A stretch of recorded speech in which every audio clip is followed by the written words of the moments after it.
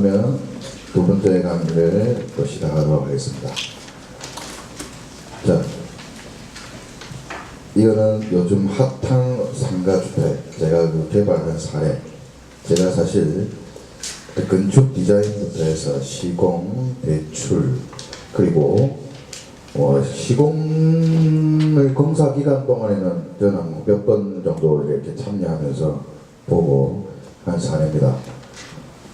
정확한 주소나 이런 부분들은 개인 프라이버시이기 때문에 알려드릴 수는 없고요. 대략적으로 나가도록 하겠습니다. 제가 가려놨죠? 진해 쪽에 있습니다. 정보주택 신축공사인데요. 이 땅이 참 이제 사실 발품을 아까 많이 팔아라고 하시지 않습니까? 이게 저희도 땅을 제가 이제 이렇게 저렇게 좀 알아봐 드렸는데 굉장히 참 여러 땅이 나오고 그거를 검토를 하고 이렇게 저렇게 했었습니다. 근데 결국 한 땅이 나왔죠. 근데 그 땅을 제가 그때 잘 찾아서 3억 5천 정도에 아마 구입을 하셨을 겁니다. 저기 133평이거든요. 땅이 레벨이 있는 땅입니다. 경사도가. 근데 지금은요 땅값이 5억이 밑으로 없습니다. 그러니까 평당 500만 원 넘는단 말이죠. 그래서 그 아까 방금 말씀드렸다시피 저희가 3억 5천에 구입을 했고 지금은 평당 5억 정도 이상이겠죠. 뭐 정확하게는 저도 모르겠습니다. 한 1억 5천에서 2억 정도 아마 이득을 보셨을 겁니다. 그래서 그렇게 하셨고 이종일반입니다. 이종일반. 그리고 여기 나오죠. 근린생활시설, 단독주택, 다가구 이렇게 해가지고 이것도 한번 보시고 요즘 어떤 프로그램이죠? 이경규 나오고 뭐 건축하는 그 프로그램 있죠? 그 프로그램 꼭 보십시오. 아주 좋은 정보들이 자막으로 나옵니다. 그런 것들만 익히셔도 됩니다. 저도 어저께인가요? 한번 봤는데 굉장히 유익하더라고요. 이런 거는 여러분들께 도움이 좀 많이 되겠다. 그 프로그램 보시고 건축에 대한 부분도 관심 많이 가지십시오. 저 같은 경우도 디자인 관련된 책이라든지 이런 잡지를 굉장히 많이 봅니다. 저는 참고로 잡지를 제가 4권 정도를 정기 구독해서 봅니다. 제가 특히 어떤 데 관심이 있냐면 레저 부동산 관심 많아요. 임야하고 아주 관계가 되는데 사실 임야에 있어서 임야가 사실 저는 좀 보물이라고 생각하는 사람입니다. 그래서 요즘 뭐 야영장 글램핑 많이 아시죠? 근데 그거를 개발하는 방법이 있습니다. 근데 오늘은 사실 그까지는 얘기는 그건 심화 과정 가야 그 자세히 얘기를 말씀드릴 수가 있는데 아무튼 그런 어떤 부분들에 대해서 자기가 관심 있는 분야는 잡지를 좀 구독을 하시든지 아니면 이런 책을 좀 보시고 많이 좀 이렇게 배우시면 괜찮을 것 같습니다. 연면적이 굉장히 큽니다. 이게 133평에서 건폐율 용적률을 따져봤을 때 굉장히 크겠죠. 그리고 여기서 제가 하나 또 팁을 드리고 싶은 거는 경사도 자연적으로 경사도가 있으니까 거기다 뭘 했겠습니까? 주차장. 그렇죠. 이 주차장이라는 게 사실 지으면은 보통 저희가 뭐 흔히 얘기하기를 지상에 짓는 거고 지하로 이제 건축 시공이 들어갈 때는 지상 짓는 거로 1.5배 정도 들어갑니다. 비싸죠. 근데 옹벽을 설치를 하고 저희도 이중 옹벽을 설치했거든요. 그렇게 하고 했는데 왜냐면 여기 상가주택 점포가 들어가는데 가게를 하실 분이에요. 음식점을. 그럼 음식점 운영하시다 보면 뭐가 필요하겠습니까? 주차장이 필요하죠. 주차장 없는 데는 요즘 잘 안 됩니다. 그래서 1층은 또 필로티로 저희가 띄어놨거든요. 1층하고 지하하고 합해서 15대. 가구는 6가구가 원룸이 들어가거든요. 그럼 6가구 빼고, 그죠? 그게 빼면은 대략적으로 산출 계산이 나오죠. 거기에 뭐 이건 약간 편법이지만 이중 주차를 한다든지 아니면은 가게 입구에 살짝 걸쳐서 된다든지 하면은 대략적으로 대수가 한 17대에서 18대 정도 나오겠죠. 그렇게 해놨습니다. 근데 제가 이것도 이제 저랑 연계된 네트워크된 건축사무소가 한 두세 군데 있습니다. 그 중에 한 곳에서 제가 좀 많이 쪼았죠. 네. 디자인도 좀 잘 빼달라 하고 여러 번 제가 가서 방문해가지고 협의를 거친 결과 지하 1층, 그 다음에 지상 1층은 필로티, 지상 2층은 가게, 3층은 원래 3층이 주인집으로 하고 4층은 원룸으로 올려야 되는데 이 구조상 바다가 좀 보이는 곳이 4층 정도 돼야 되거든요.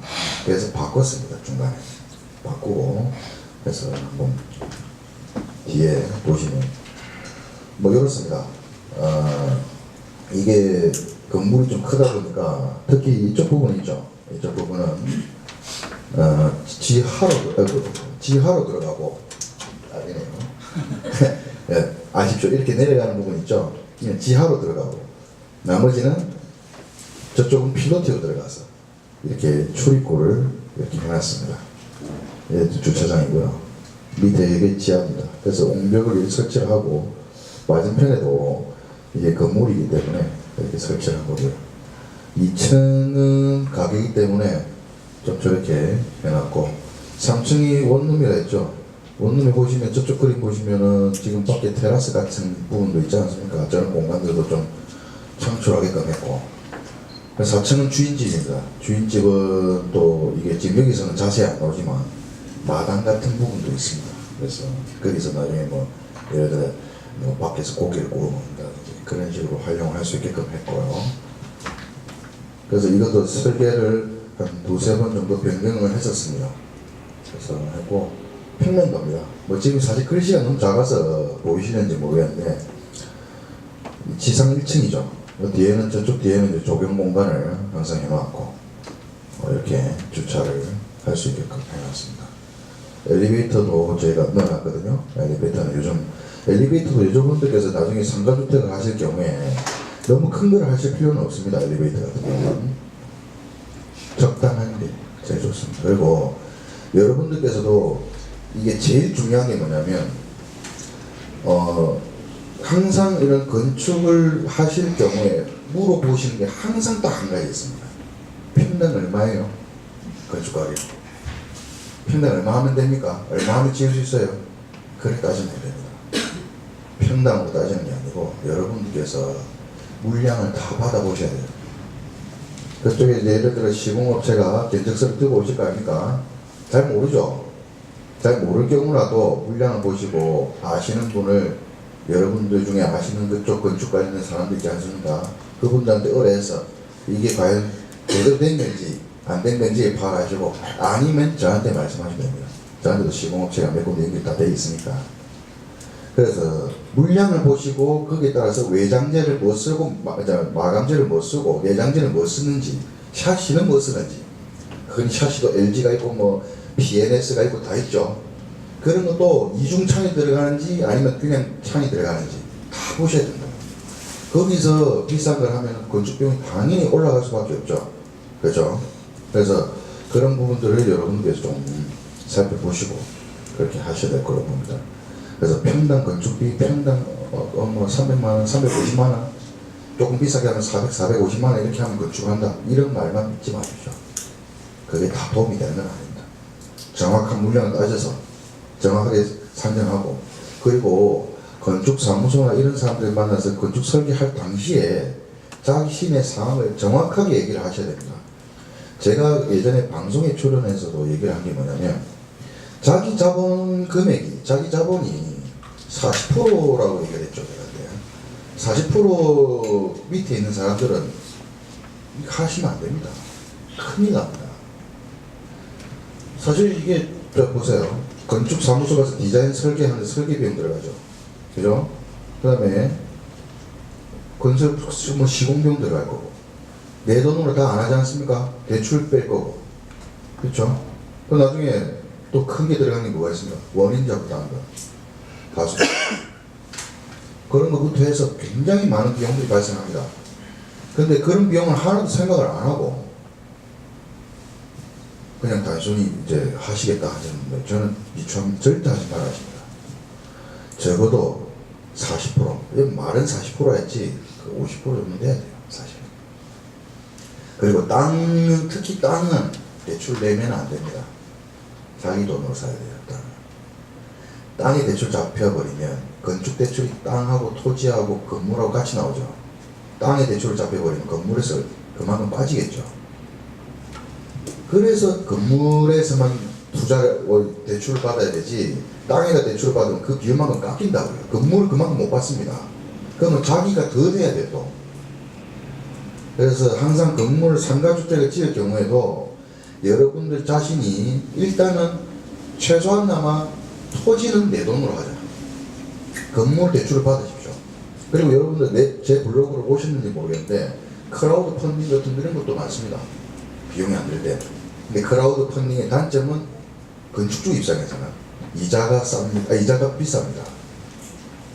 이자가 비싸요. 보통 지금 여러분들 아시다시피 건축 대출을 하는 경우에는 건축 대출을 취급하는 기관이 제2금융권이 많습니다. 신협, 그 다음에 새마을금고, 수협, 농협단위 이런 쪽이 건축대출 특히 많이 하거든요. 건축대출은 몇 프로까지 받겠습니까? 그렇죠. 70 정도로 보시면 됩니다. 그러면 70%면 이게 이제 총 사업대출 70% 해서 거기에 토지하고 건물 들어가죠. 그래서 토지는 받으시면 안 된다는 겁니다. 대출을. 원래 다른 거에서. 토지를 대출을 같이 받아버리면 비율이 그만 깎이죠. 그래서 받지 말는 겁니다. 유의해 주시고 진행해 주시기 바라고, 이런 부분도 세세하게 신경 많이 써야 됩니다. 공사기간도 여러분들이 무조건 쪼으신다고 해서 다 되는 건 아닙니다. 근데 그만큼 쪼아야 됩니다. 제 같은 경우는 현장소장하고 신랑이 많이 했습니다. 현장소장이 느긋하신 분들도 있고 잘하시는 분들도 있습니다. 근데 대체적으로 저희가 예를 들어 건축주가 말을 안 하면 어영부영 넘어가려고 하는 분들도 계십니다. 다 그런 건 아닙니다만, 그러면 어떻게 되냐, 쪼아야죠. 빨리빨리 진행을 하고 주말에도 일할 수 있으면 하고, 그래야지 공사 기간을 맞출 수 있지 않겠습니까? 안 그러면 공사 기간은 4개월 잡았는데 5개월 이렇게 늘어나요. 그렇죠. 그러니까 여러분들께서도 하실 때 꼭 그런 거를 꼭 참고를 좀 해주시고, 이건 제 경험담이기 때문에 여러분들께도 뭐 만약 하시는 분들이 계시다면 참고를 하시라는 말씀이십니다. 평면도고요. 1층이고요. 여기 지상 2층입니다. 딱 가게라는 거 아시겠죠? 테이블이죠, 이거는. 이쪽은 다 테이블이고, 그 다음에 여기에도 뭐 제가 알기로는 이쪽 주방 쪽이죠. 주방이고요. 그 주방 같은 경우도 뭐 예를 들어 뭐 가게를 음식점을 하시려다 보면 주방 사이즈를 정확하게 판단하시고, 뭐 그건 뭐 건축 설계사가 다 알아서 하시는 부분인데 그거를 좀 자세하게 말씀을 해주셔가지고 뺄 건 빼고 넣을 건 넣고, 건축주의 요구도 굉장히 중요합니다. 이렇게 해달라. 건축사무소 가서 설계사한테 이렇게 해달라. 이렇게 해달라. 근데 자기 그 돈이 되는 범위 안에서 해야 되겠죠. 과도한 요구는 큰일 납니다.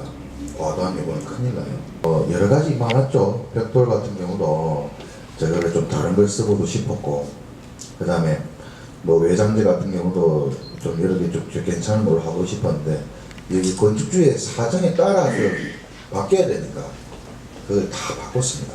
해가지고 다 결정해가지고 이렇게 진행을 했습니다. 일단 뭐 첫 시간에 만약 그 마지막 부분이었고요. 일단은 여러분들께서도 이런 어떤 부분들에 있어서 여러분들이 진행을 하실 경우에 상가주택 같은 경우는 특히나 자기 돈을 제일 조심하자. 그리고 대출을 받을 때 그만큼의 대출이 어느 정도 받을지도 중요하지만 내가 앞가림할 수 있는 범위까지 대출을 받자. 그 다음에 아까 총 얼마 정도 들어갔습니까? 133평인데 저기 총 금액이 20억 가까이 됩니다. 딱 토지비까지? 네, 어마어마하게 들어갔습니다. 왜냐면 133평이라 했잖아요. 굉장히 큽니다, 이게 땅이. 133평 몇 면적입니까? 아니, 토지 면적만 133평. 거기서 이제 건표 연료를 따지시면 될 건데, 거기에다가 지금 그 토지도 토지고 하지만은 그 기타 비용 있지 않습니까? 원인자 부담금, 그 다음에 뭐 기타 비용 등등등 이런 비용들까지 합해서 그 정도 나온 거죠. 자, 정확하게는 뭐 이렇게 말씀을 못 드리는 게 좀 이해를 해주시기 바라고, 대략 그 정도 나왔습니다. 그렇게 나왔고, 근데 그만큼 이제 수익은 얻으려면 이제 이 사람들이 토지를 살 때 발품을 제가 그만큼 팔아서 토지에 대한 그 가격 차이를 한 2억 정도를 제가 보게끔 했기 때문에 거기에다가 이제 수익이 나오면 되겠죠. 수익이 나오는 부분은 일단 특히 가게가 크니까, 가게가 크고 제가 그 가게가 원활할 수 있도록 주차장이나 이런 부분까지는 해놨으니까 이제 홍보를 잘 하셔서 이제 진행을 하시면 손님만 많이 끌다 보면 충분히 수익률이 괜찮다고 판단이 되어서 그렇게 진행했습니다. 일단은 첫째 시간을 이렇게 마쳤고요.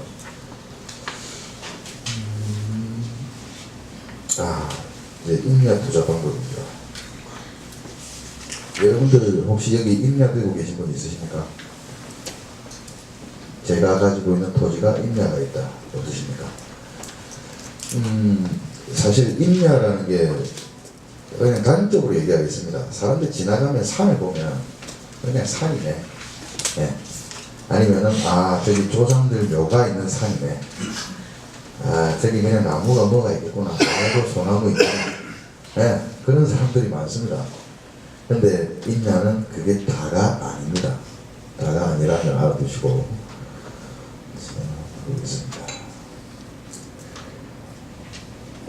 지금 제가 단순한 목차를 5개를 잡았는데요. 일단 임야가 어떻게 구분되는지부터 아셔야 됩니다. 임야가 구분 종류가 3가지가 있거든요. 준보전 산지랑 그다음에 임업용 산지랑 공익용 산지가 있습니다. 근데 이거를 구분 안 하시고 무턱대고 임야를 사셨다가 나중에 알고 보니까 공익용 산지네. 참고로 공익용 산지 개발 불가합니다. 그러면 그 땅도 잘 팔리겠습니까? 안 팔립니다. 그러면 어떻게 되겠습니까? 근데 활용 방법이 없는 건 아닙니다. 그리고 여러분들께서 만약 임야를 나중에 구입하신다면 저는 한번 추천해 드리고 싶은 건 평수는 10,000평 이상 구입해요. 500평, 1,000평, 2,000평 이렇게 구입해서는 안 됩니다. 10,000평을 왜 구입해라 하시냐면 10,000평을 구입해야지 정책 자금을 받을 수 있는 기틀이 됩니다. 임야를 보시면은 준보전산지가 있고 보전산지가 있습니다. 보전산지에는 임업용 산지가 있고요. 공익용 산지가 있습니다. 이거 개발 안 됩니다. 주의하세요. 준보전산지는 결국 뭐냐면 여러분들 뭐 토지 어느 정도 구분하실 줄 아십니까? 혹시 이걸 들어보셨죠? 계획관리지역. 그 다음 또 뭐 있습니까? 생산관리지역. 그 다음에 뭐 있습니까? 보전관리지역. 3개 있죠? 이래 있는데 준보전산지는 이것에 해당합니다. 3개 중에 하나입니다. 보통. 임업용 산지는 제가 뒤에 또 종류가 있고요. 공익용 산지도 이거는 조심해야 될 거. 어떤 분이 어떤 사례가 웃긴 사례인데요. 실제 있었던 사례입니다. 자, 제가 예를 들어 산을 구입하고 그 산에다 집을 지으려고 해서 자연환경이 참 푸르고 계곡도 있고 해서 구입했습니다. 어머나 수달이 나왔네요. 좋다고 사진 찍고 올렸습니다. 바로 자연환경 보전지역으로 걸려서 그 사람은 조심해야 됩니다. 동물 나왔다고 사진 찍으면 안 돼요. 설명을 받으신 무슨 네? 어떤 의미입니까? 그러니까 그게 뭐냐면 자연환경 보전지역에 걸리면은 개발 자체도 안 돼, 집도 안 됩니다. 그 수달이 다른 데서 잠깐 걸렸을 수도 있는 거예요. 그렇죠. 근데 그거를 갖다가 올렸는데 그걸 파악하는 순간 딱 걸린 거죠. 그래서 그 사람들은 아주 빡빡했습니다. 그래서 조심히 조심해야 됩니다. 그런 거. 뭐 특히 천연기념물 그런 거 있죠. 나오면은 걸려요. 조심해야 됩니다.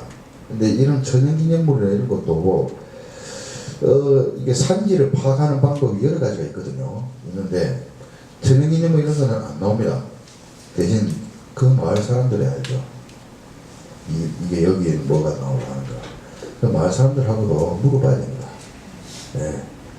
산도 제가 산을 구입하기 위해서 저도 산이 있거든요. 제 산은 참고로 18,000평입니다. 네.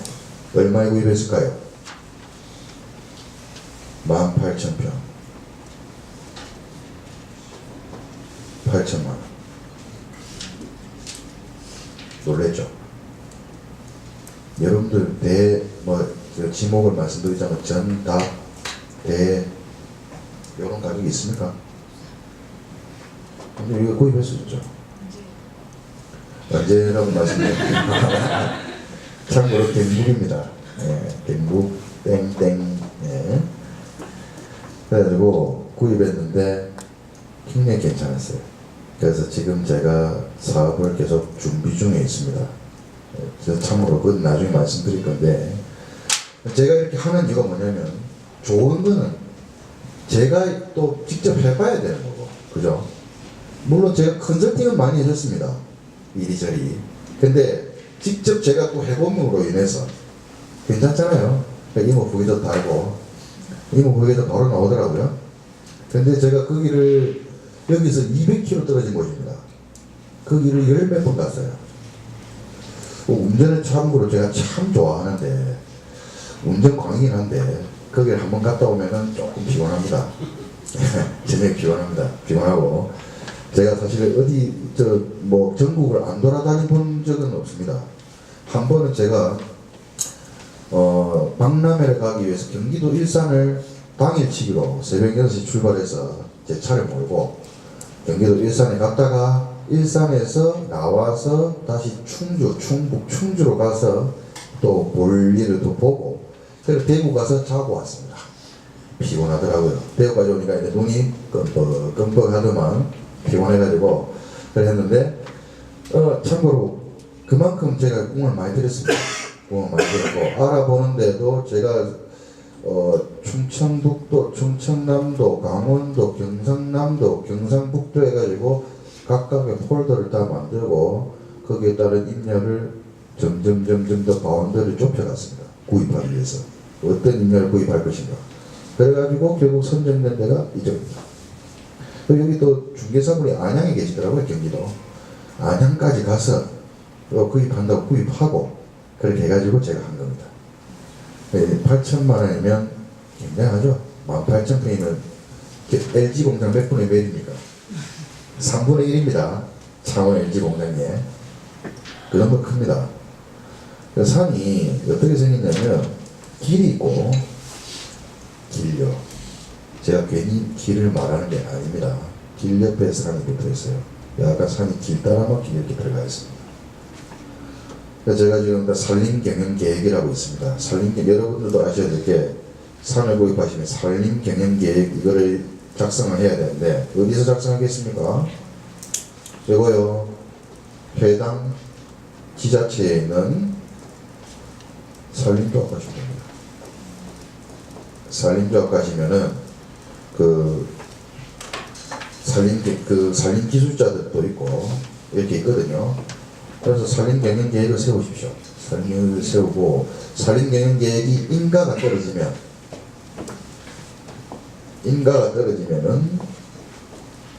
산림경영계획을 사업 신고를 합니다. 신고를 하고 그 다음 어떻게 되겠습니까?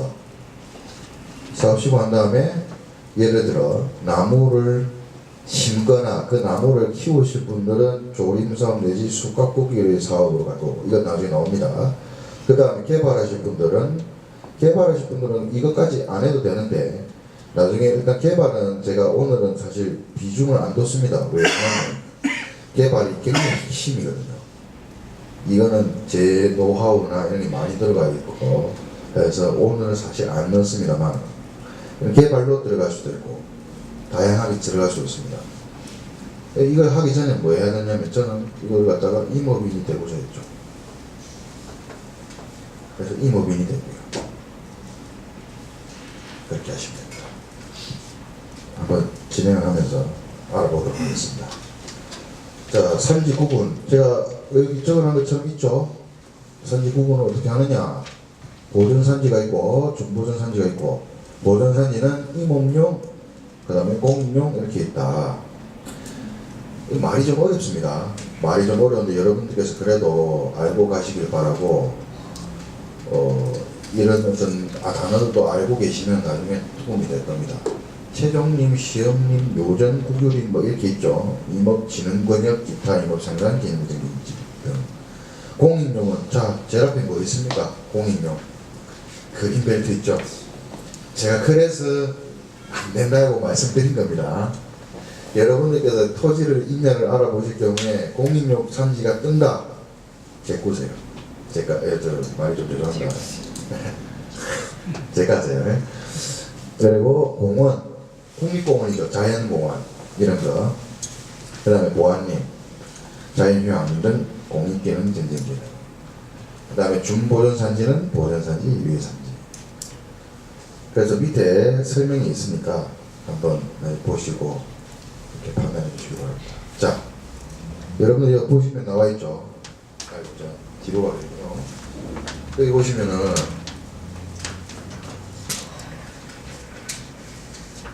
자, 생태 경감 보전지는 야생 동식물 보호구역 여기 있죠. 네.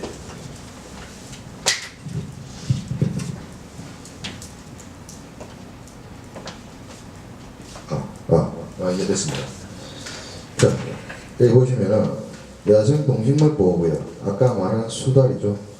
네, 나오면은 사진 찍고 올리시면 안 됩니다. 일단 이 지역부터는 철저히 피하셔야 돼요. 그렇고 천연기념물. 공원구역은 자연공원구역이 여러 개가 있거든요. 근데 그것도 해제 지침서가 있고 다 있습니다만 사실 너무 그런 것까지 하면 머리가 지금 인식이 너무 많이 들어가기 때문에 일단 오늘은 제가 다 뺍니다. 향후에 심화과정 대안도 드리겠습니다. 문화재 보호구역은 뭐 도시 지역이든 비도시 지역이든 이건 항상 중요하고요. 그리고 뭐 습지 보호구역 이런 거 다 좋은 거. 특히 백두대간 보호지역 이런 거 다 뜨거든요. 뜨는 거 있으니까 참고로 하시길 바라겠습니다. 자, 임업용 산지의 종류 나와 있죠. 그래서 최종림 및 이거는 뭐 적으실 필요도 없고 나중에 제가 어차피 뭐 후기 작성을 하시든지 저랑 나중에 단톡방을 오시게 되면 제가 메일 주소를 알려드리고 저한테 알려주시면 제가 파일을 보내드릴 건데 그때 알려드리니까 굳이 적을 필요 없으십니다. 즉 중요한 건 두 번째입니다. 위에 거는 이런 종류가 있다라는 건 아시고 중요한 거는 임업용 산지 안에서 행위 제한인데 이 가능한 시설입니다. 지금 나와 있는 게 뭐 있습니까? 인도, 우리가 흔히 얘기하는 등산로, 자금로 다 똑같은 말이에요. 그 다음에 뭡니까? 산천개발사업, 이것도 산천개발 계획이 있습니다. 행정계획이 없는 게 없습니다. 그래서 미만 시설. 근데 산천개발 지역의 사업이 좀 안타까운 거는 이거는 외부인들이 좀 하기가 힘이 듭니다. 산천개발 사업은 아무래도 그 지역에 있는 원주민들이 좀 주체적으로 일을 해야 돼요. 이건 외부 사람이 좀 하기 힘듭니다. 그 다음에 산림공익시설 해가지고 이거 많이 들어보셨죠? 산림욕장, 치유해수 뭐 창원도 뭐 지금 저쪽에 어디죠? 장목산이가 있죠. 산책로, 탐방로, 등산로 등 숲길, 그죠? 전망대.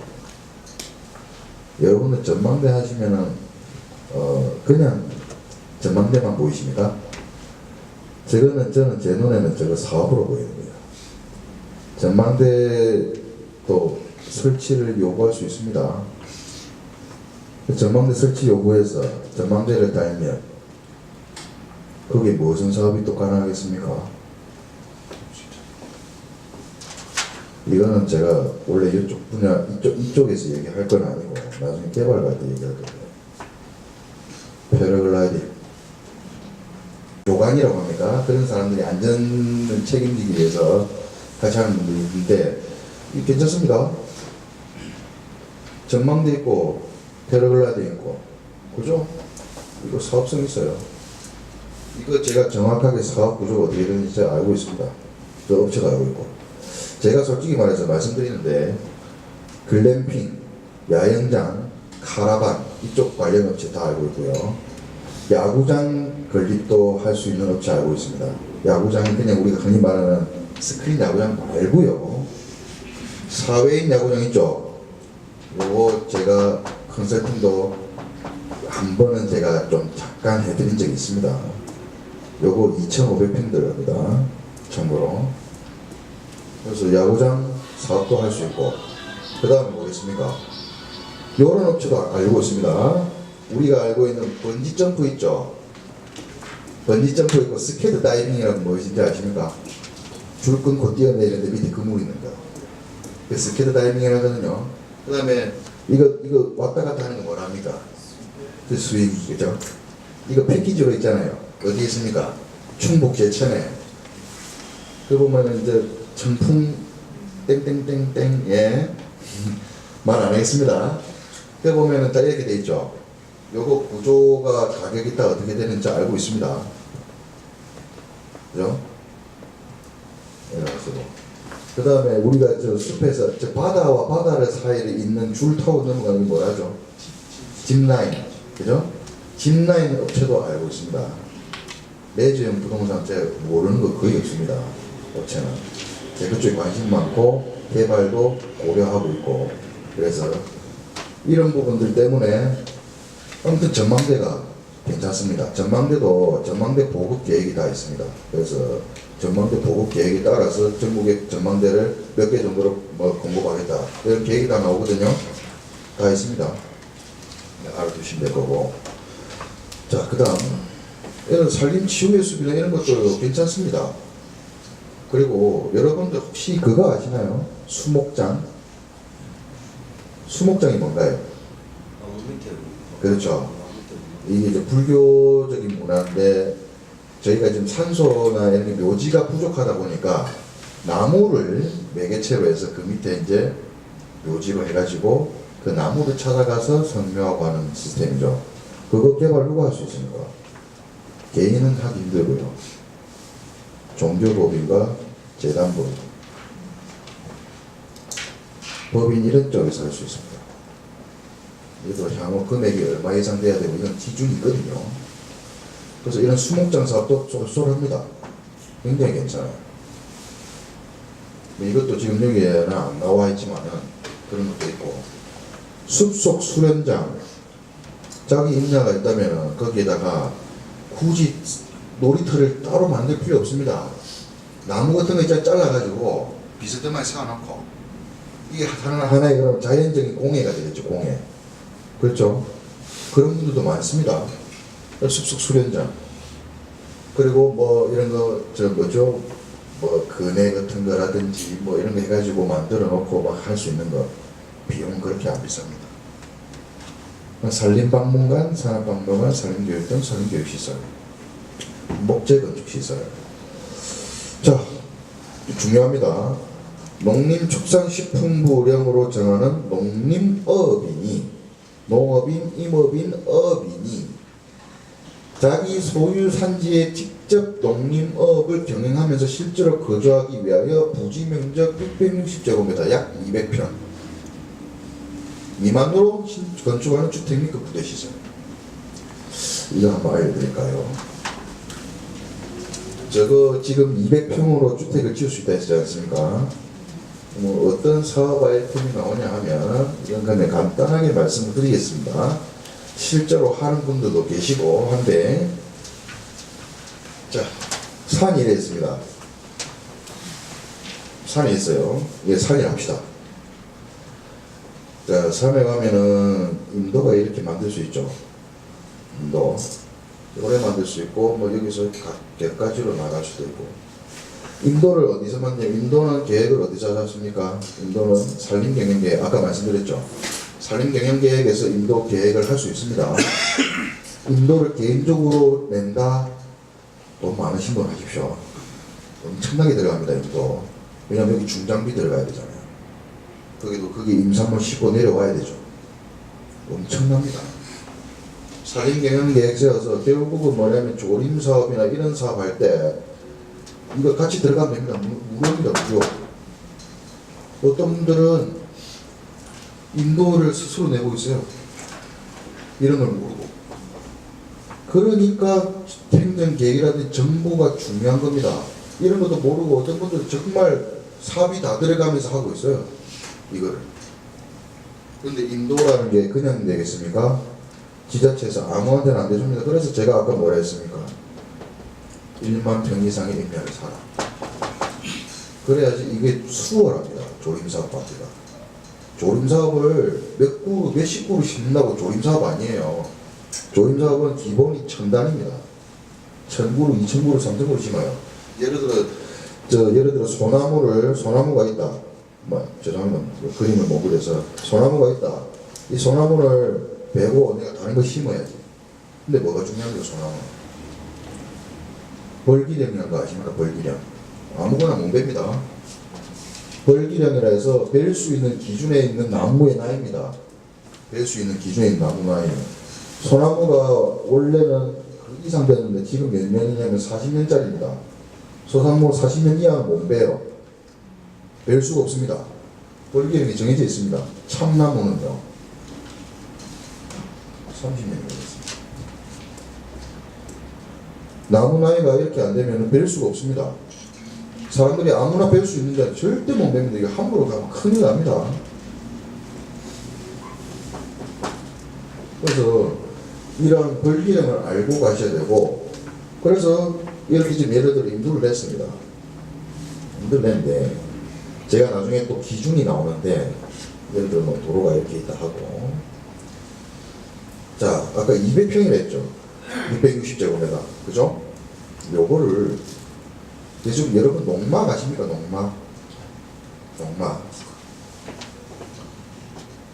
농막을 이거를 산에서도 어쩌면은 200평에서 할 수 있거든요. 이게 지금 기준 그게 있습니다. 면적이. 그럼 이 200평 안에서 농막을 재가지고 이걸 어떤 형식으로 가냐? 방갈로 형식으로. 방갈로가 뭡니까? 숙박 가능하죠. 그래가지고 200평 이거를 기준이 20점 200평 10개 정도 지을 수 있으니까 하나 둘셋넷 다섯 여섯 일곱 여덟 아홉 개 이거 갖고 뭐 하겠습니까? 행정 사업이죠. 머리 자를 수 있습니다. 이거 전환만 하면 머리 자를 수 있어요. 농어촌 민박 사업이라고도 있습니다. 농어촌 민박 사업도 있는데 같이 진행할 수 있습니다. 제가 산을 우습게 보지 마라는 이유가 이겁니다. 아까 전망대도 패러글라이딩 얘기했죠. 그렇게 하는 사람 아는 사람 없습니다. 우리나라에서 거의. 그런 거 이런 것도 있고 저런 것도 있습니다. 그리고 여러분들 뭐 야영장 글램핑도 있죠. 사실 제가 오늘 이게 원래 핵심인데 야영장 글램핑을 어떻게 들어갑니까? 그냥 들어가면은 안 됩니다. 이것도 요즘 야영장 기준법이 강화됐죠. 그래가지고 작년인가 재작년에 불법으로 야영장 한 사람들 권고 조치 받고 퇴출된 사람들이 굉장히 많습니다. 야영장 글램핑이 어떻게 들어가냐? 농어촌 휴양단지나 관광농원으로 들어갑니다. 이거 사업 풀라면 관광농원으로 들어가서 관광농원에서 정부 정책자금 받아가지고 들어갑니다. 근데 모르시는 분은 관광농원 할 거라고 자기 돈 사기 다 들어가지고 안타까운 케이스도 좀 있었습니다. 사실 사업이 다 들어가면 어떻게 됐습니까? 이거 1, 2억까지 사업할 수 있는 거 아닙니다. 돈이 엄청나게 들어가 이것도. 근데 그거를 사업으로 하면 어떻게 되겠습니까? 좀 안타까운 케이스가 있어가지고 말씀드린 건데, 하여튼 이런 부분도 있는데 이 부분이 핵심인데 이 부분만 설명하려고 지금 1시간 가지고는 택도 없습니다. 그래서 제가 이 부분을 과감하게 뺐고 이거를 심화가 좀 다 넣어야 돼요. 이게 핵심이거든요. 관광농원이 굉장히 중요합니다. 관광농원으로 사실 못할 거 없습니다. 관광농원이 또 하려면 어떤 게 있어야 되냐면 농림어업인 단체라 해가지고 혹시 들어보셨어요? 영농조합, 그 다음에 농업법인 들어보셨죠? 그런 식으로 해서 저렇게 들어가야 됩니다. 복잡합니다. 단계가. 사실 저도 농업법인을 사실 오래 세우려고 했는데 제가 아직 안 썼거든요. 농업법인 세우려고 좀 준비 중에 있습니다. 아무래도. 농업법인을 세워서 그런 부분에서 자격을 취득한 다음에 이런 관광농원 사업의 정책 자금을 받아서 들어갈 겁니다. 네, 제 구상은 그렇습니다. 이 부분은 좀 알아두시기 바라고. 이렇게 된다. 근데 이 지금 그 자기 주택을 건설할 수도 있다 했지 않습니까? 주택 건설한 기준은 나중에 인도편에 조금 더 자세히 나오거든요. 그렇게 알아두시면 될 것 같습니다. 자, 여기 나오죠. 200제곱미터 미만 시설에서 농막관리사. 그죠? 그리고 여기 뭐 나와 있습니까? 3만 제곱미터의 농어촌 관광휴양단지 및 제가 방금 말씀드린 관광농원. 종교. 그죠? 종교시설도 들어갈 수 있고. 그 임업용산지에 다 들어갈 수 있다는 겁니다. 이건 뭐죠? 종합병원. 청소년 수련시설 다른 말로 뭡니까? 야외병원. 임업용산지 이렇게 다 들어갈 수 있다는 겁니다. 산지 이거 똑도 말입니다. 똑도. 백두대간 보호 전부 이런 거 말합니다. 이런 게 있다. 공익명산지 종류는. 그리고 행위 제한은 이런 게 있더라. 특히 이런 지역 조심해라. 보호구역, 야생동물, 문화재보호, 사정보호, 개발. 여러분 토지 보실 때 토지 이용계획 확인은 다 보시죠? 그죠? 산지 볼 때 뭐 봐야 됩니까? 산지 볼 때는 하나 가르쳐 드리겠습니다.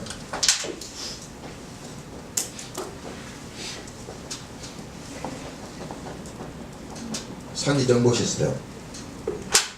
요거 임야 보는 사이트입니다. 산지 정보 시스템 들어가서 보시면은 이런 게 나와요. 공익용 산지인지 임업용 산지인지 이게 나오고, 임업용 산지 면적이 얼마가 되고 중부된 산지 면적이 얼마가 되고, 그 다음에 내가 지금 가지고 있거나 내가 살려고 하는 임야의 임명이 뭐냐면 나무 나이입니다. 그죠? 임명도 알 수 있고 여러 가지 알 수 있습니다. 산지정보 시스템 들어가셔서 한번 들어가 보세요. 그러면은 이런 게 있었구나라는 거 하나 아시면 됩니다. 산지를 구입하고 임야를 구입하실 때 첫 번째로 봐야 될 사이트입니다. 이렇게 아시면 되고요. 넘어가겠습니다. 자, 공익용 산지. 근데 개발은 안 된다 했는데, 자, 보시죠. 자연수양림이나 수목원, 수목장, 산림생태원, 수목장 아까 말씀드렸죠.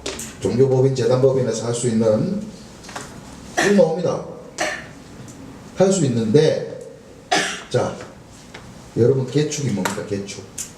신축도 아니고, 그죠? 다시 짓는, 그죠? 신축은 안 됩니다. 그래서 개발이 안 된다는 거예요. 개축도 면적이 뭐 100분의 100이야. 지금 가지고 있는 면적 그대로, 그죠? 그리고 농림업인의 사찰의 신축. 이 사찰 저희 네, 종교 쪽이죠. 이거. 그다음에 밑에 뭡니까? 관상수, 야생화, 상나물, 임산물 소득원의 지원대상 품목재배 만제곱미터면 몇 평입니까? 3,000평 정도. 밑에 나옵니다. 자, 임산물 소득원 지원대상.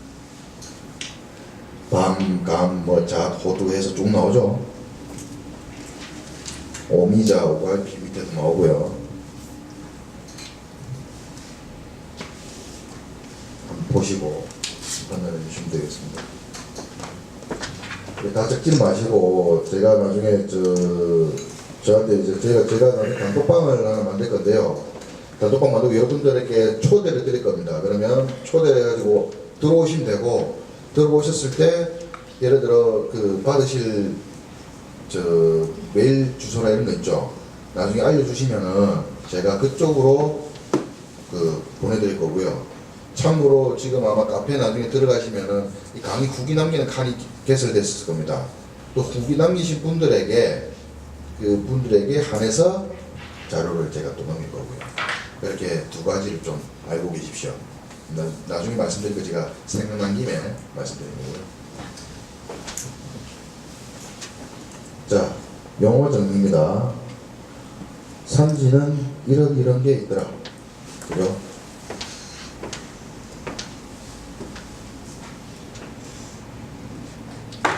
산지 전용은 이것만 구분 잘 하시면 됩니다. 자, 산지 전용은 조림 사업이나 쑥갓구기 할 때, 벌채할 때 산지 전용 허가라는 게 있거든요. 그렇게 쓰고 임산물 채취할 때 쓴다. 그러면 거기에 반해 일시 사용은 임도 관련된 부분은 산지 일시 사용이다. 구분 이거 잘 하셔야 됩니다. 임도를 산지 전용으로 하면 안 됩니다. 그래서 여기 보면은 임도를 개선하거나 어떤 그런 부분들을 평지를 변경하는 일시 사용이라고, 산지 전용은 조림 사업, 쑥갓구기, 잎목의 벌채나 굴치, 벌채가 나무 베는 거죠. 토속 등 임산물의 채취, 이런 거는 산지 전용이라고 합니다. 산지는 여기 있는 내용 한번 보시면 되겠습니다. 다 찍으십니까? 그 다음에 산지 특성평가 해가지고 나오고요. 자, 경사도 보겠습니다. 완경사지, 경사지, 급경사지, 흠준지, 절흠지 되어 있습니다. 참고로 경사도는 여러분들 나중에 그 도시기본계획을 제가 설명을 드릴 건데, 도시기본계획에 보시면은 개발 가능지가 있습니다. 개발 가능지에 각 지자체별로 경사도를 표시해 놨어요. 참고로 창원 25도일 겁니다. 근데 이런 경우는 그나마 나은 편인데, 경기도 가면은 도시 중에서도 임야나 산이 없는 도시가 있습니다. 그러면 이거 개발 가능지에 경사도 몇 도겠어요? 18도. 이 이상 개발이 안 됩니다. 그럼 이거랑 뭐랑 관련되냐? 내가 구하는 임야의 경사도랑 매칭시키면 되죠. 그래서 임야 경사도가 25도, 엔간하면 일반적으로 25도 이하가 맞습니다. 개발을 하려면 25도 이상 되면 잘 안 됩니다. 물론 스키장 예외고요. 네. 그래서 이런 걸 보시고, 이런 도시기본계획에 보시면 개발 가능지 있거든요. 이런 개발 가능지에서의 경사도하고 같이 매칭을 시켜 보시기 바랍니다. 제가 항상 그렇게 해오고 있습니다. 꼭 그렇게 매칭시켜서 구입하시기 바랍니다. 완경사지, 경사지 요 정도가 딱 낫죠. 조금 더 간다면 급경사지, 그죠? 25도 미만이니까, 그죠? 근데 이 이상 지나면 틀립니다. 그리고 산에서 이렇게 산을 여러 번 보시다 보면 굉장히 가파르네 하는데 그 생각보다 경사도 얼마 안 됩니다. 보는 그 시야가 다 틀려요. 그래서 경사도를 재는 방법이 여러 가지가 있는데, 경사도는 여러분들 그 군청이나 시청 앞에 가시면은 그런 토목 관련된 그 업체들 있죠. 토목 설계사무소. 이런 데 가면 비용 주면은 해줍니다. 비용 주면 해요. 비용이 조금 어느 정도 하는 부분도 있던데 알려주고, 비용 주고 안 하는 방법이 딱 하나 더 있습니다. 그거는 제가 심화 시간에 한번 다음에 제가 말씀드리겠습니다. 아까 산지정보 시스템 보셨죠? 사이트. 산지정보 시스템 말고 하나의 사이트 더 있습니다. 경사도 볼 수 있는 사이트. 네이버 지서는 보셔도 되고 알아보셔도 되고, 네. 그렇게 하면 되겠습니다. 아무튼 경사도가 이렇게 구분되더라. 알아두시고.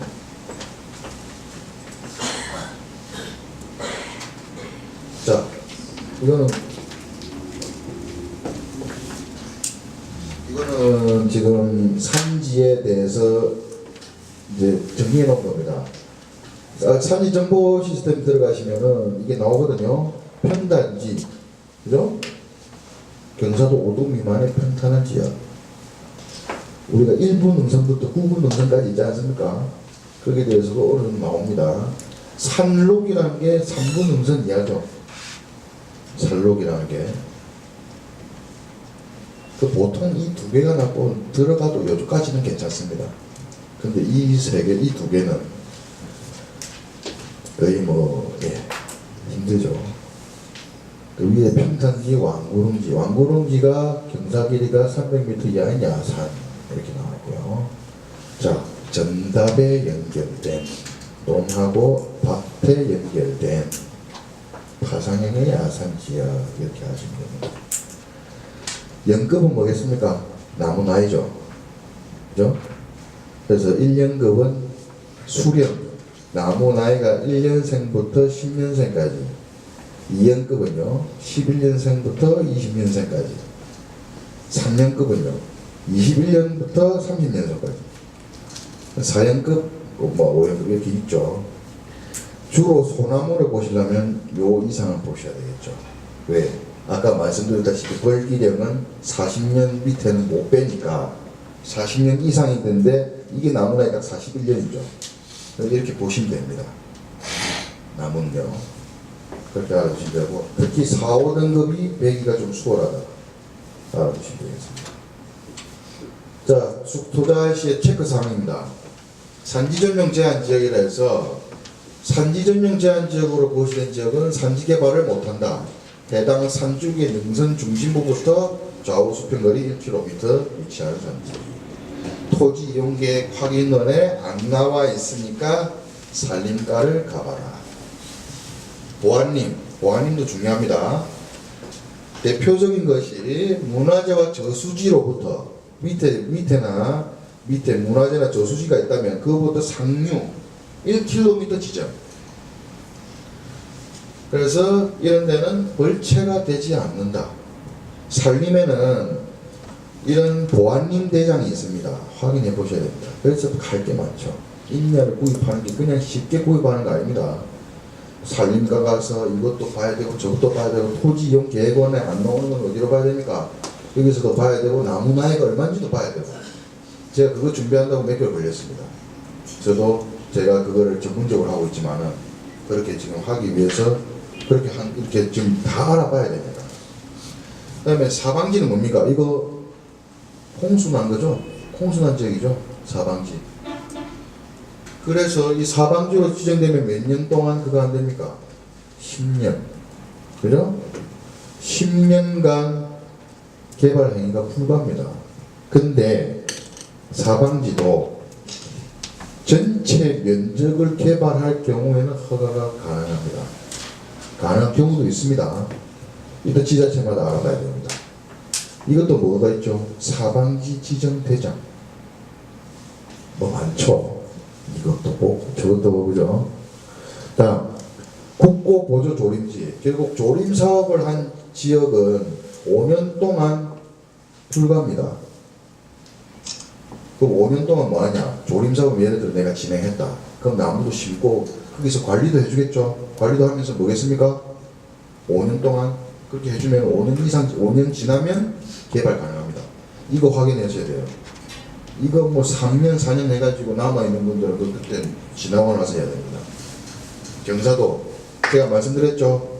25도 이상은 엔간하면 불가하고 지역 측량사무소나 토목사무소 가봐라. 문화재 보호구역은요. 이런 문화재 보호구역은 아무래도 아까 좀 공익용 산지에도 나와 있다시피 좀 개발이 받기가 쉽지가 않습니다. 아까 말씀드렸죠. 공익용 산지 중 백두대간 보호지역, 야생물, 동물 보호지역 이러한 개발 법령을 적용받는 지역 및 지구는 무조건 투자하면 안 된다. 팔리지도 않습니다. 공익용 산지 나왔는데 팔려다 보면 팔리지도 않습니다. 그렇게 알아두시면 되고요.